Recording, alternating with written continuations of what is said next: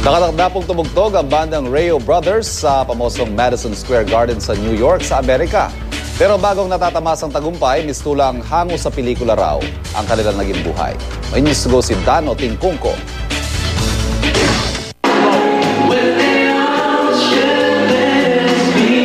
Sa unang tingin, isang magaling pero ordinaryong banda lang ang Rio Brothers. Pero ang mga pinagdaanan nila tungo sa tagumpay, tila kwento mula sa pelikula.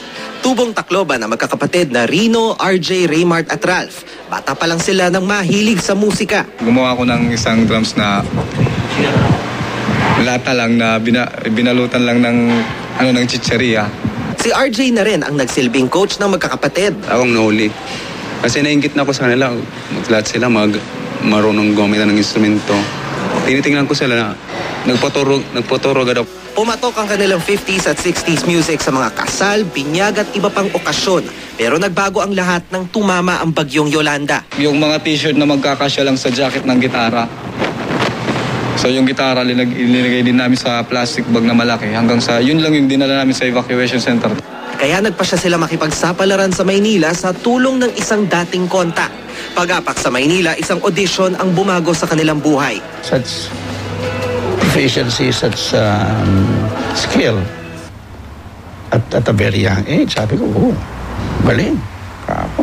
Palakpakan nga kami, pati yung banda ko eh. Meron daw this group of young boys from Tacloban who wants to play sa bar natin. Sako, when? Tomorrow? Sako, what? When they played their sound check, it sounded like a CD. Bukod sa talent fee, umabot ng halos 40,000 pesos ang natanggap nila matapos mag-ambaga ng mga customer.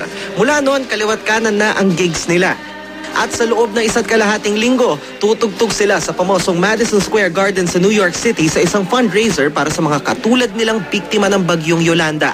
May mga promoter na rin daw na gusto silang dalhin sa Europe at may kinakasal na rin silang gigs sa Japan, Italy at Germany. Lahat ng ginagawa ng Diyos ay may kapalit na kagaya ng nadanas namin. Kaya wag lang tayo mawawala ng pag-asa.